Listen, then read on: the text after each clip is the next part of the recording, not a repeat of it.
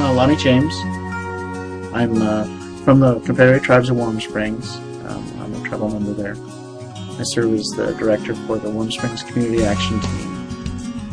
I'm also the president of the Wy'East RC&D, and recently put together a Sirolli project here in Central Oregon. It's been a long time coming. It's been about 3 years since we first attended the observatory in Baker City. We were really impressed by that, so much so that it sort of sustained our activities in the last 3 years in getting the money together and support. But what we're trying to do is help the rural communities in Central Oregon deal with sustainability. So we take a look at the issues that small communities have and the people in those communities, and we see that being able to survive is essential to be able to stay there. We see a lot of out migration in some of these communities, and they're moving to places that have jobs. So we figure that to keep the communities open, we have to put the jobs in the communities.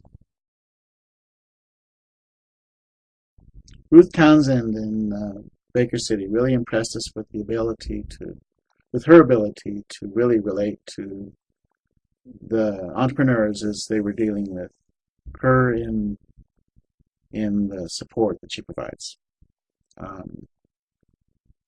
And in our understanding of how other projects operate, we see that the enterprise facilitator is really the key.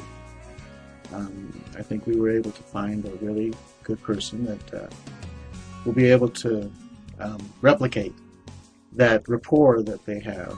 But what we see Greg, our enterprise facilitator, is being a link to those resources that the resource board can. We haven't had too many cross-community projects where we've had to rely on a resource board that shares these sort of things. So this is sort of an experiment, but I think we're all motivated in the same manner to provide support services for entrepreneurs.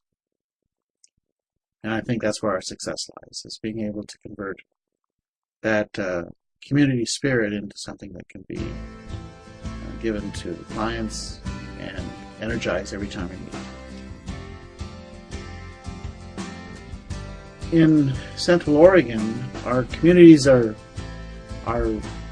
sort of spread out.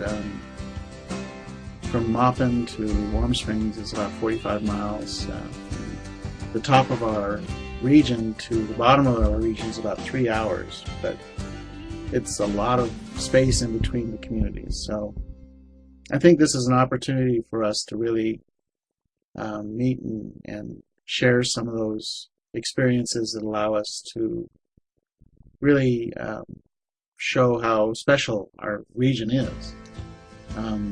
We've got a lot of fantastic people in the region, and we don't often have the opportunity to get together and share those stories that sort of revitalize ourselves. So I think this is a two-way sort of street. Is that a potential board member would look at these things as being a way to both revitalize their own interest in sharing their experience and success with potential clients, but also a way to build networks that help strengthen their own ties to the communities. Well, the first thing that you want to do is contact our enterprise facilitator. You should have a clear idea of what your idea is, how you're related to it with your passion, what really interests you about your job, or your product, or your idea. His methodology is to first talk with you and understand exactly where your interest is ignited by this idea. By itself, the program is not going to provide financing.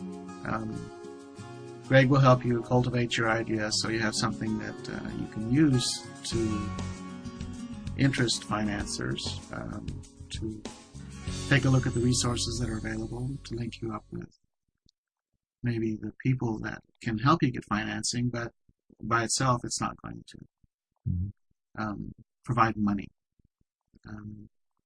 But we'll look at that dimension of your business as being something that has to be dealt with. Just as how you're going to sell the product,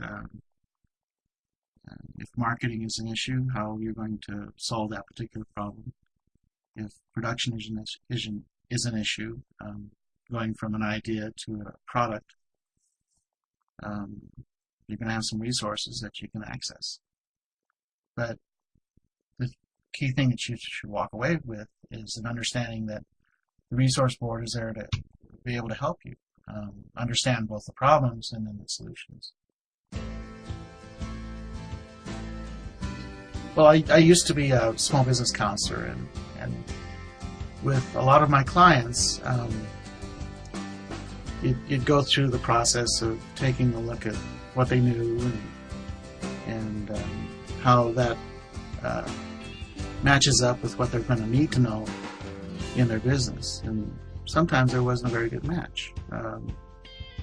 So you've got people that are wonderful but flawed, having to deal with a skill set or filling in a skill set that was fairly technical.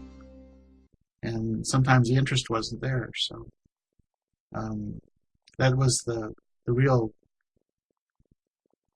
enlightening takeaway from our session in Baker City, was that understanding an entrepreneur with their business idea could find support for filling in those gaps where they either didn't have the interest to develop a skill, or the skill was so arcane and technical that it really wouldn't give them much payback just to develop a skill to deal with that one issue. So the real interesting thing was that we were looking at all of our clients as being people that had a certain set of resources that they had within their own control and some needs that they didn't. And matching those things up really is what's beneficial in this particular program.